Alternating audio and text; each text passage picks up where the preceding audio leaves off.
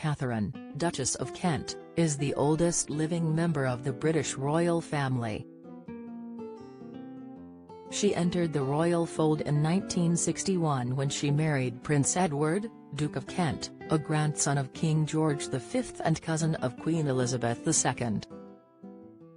For several years, the couple carried out royal engagements on behalf of the late Queen, but, these days, the Duchess, who prefers to go by Katharine Kent, is almost completely withdrawn from public life, only being seen at the odd royal wedding and making her annual appearance at the Royal Box at Wimbledon.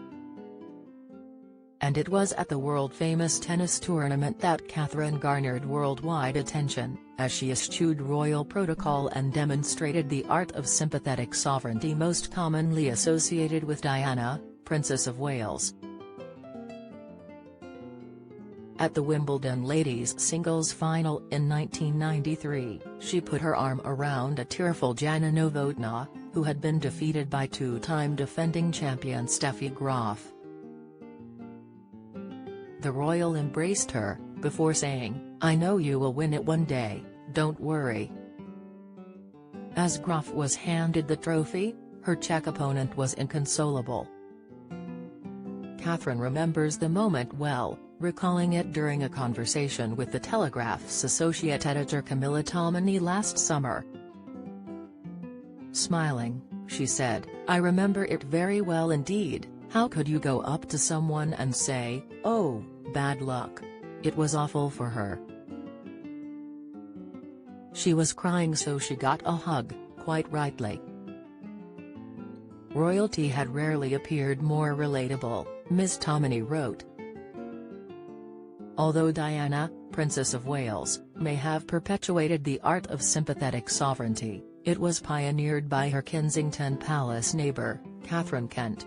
5 ways the royal family have subtly hit back at Harry and Meghan's claims. The royal family has maintained a dignified silence in the wake of the Duke and Duchess of Sussex's most recent revelations.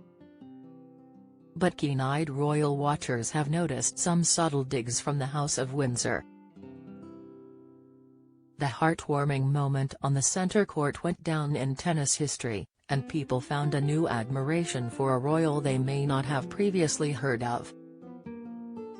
In 2018, when Katharine sat down for her first interview in 7 years, she opened up about the infamous encounter. Speaking to the BBC's Simon McCoy, she explained, "I just remember from the far side of the net," her face crumpled. "It's the natural thing, isn't it? You have built yourself up for this. You play the Wimbledon finals and you didn't make it. That's what you do when people are crying. We are quite normal people. We do hug people who cry. It is a natural reaction." The royal went on to reveal she and the tennis pro had become firm friends, and in 1998, Katharine's words of encouragement 5 years later proved to be true. Novotná secured her only Grand Slam title in 1998 at the All England Tennis Club with a victory over Natalie Tauziat. In 2019, the tennis player lost her battle with cancer aged 49. Katharine paid tribute to her friend in a post on the royal family's official Twitter account. She wrote, "Jana Novotná was a brave, courageous, sweet lady with a wonderful sense of humor. I am very saddened by the news of her death and all my feelings are with her family. Wimbledon will not be the same without her."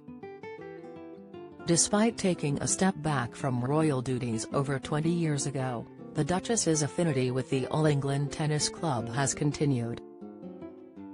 Until recently, the Duke of Kent was president of the club and he and Katharine were regular guests in the royal box.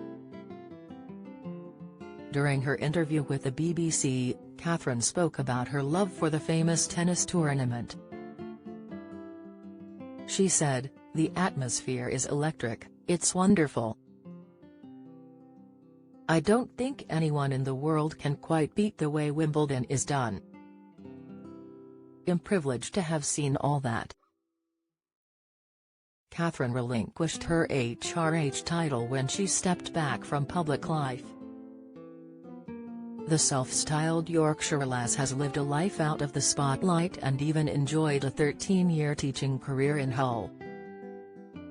In 1994, Katharine announced that she had been received into the Roman Catholic Church, a significant revelation as the Act of Settlement of 1701 removed anyone who marries a Roman Catholic from the line of succession. Edward was not removed, however, because the Duchess converted after they were married. The royal had discussed her choice to convert with Queen Elizabeth II, who approved the decision, prior to making her announcement. While the 90-year-old continues to advocate for important organizations, such as UNICEF and Samaritans, behind the scenes, she has not attended some of the most recent royal events, including the late Queen's Platinum Jubilee celebrations in June and her state funeral in 2022. It has been speculated that the royal was absent due to health and mobility issues,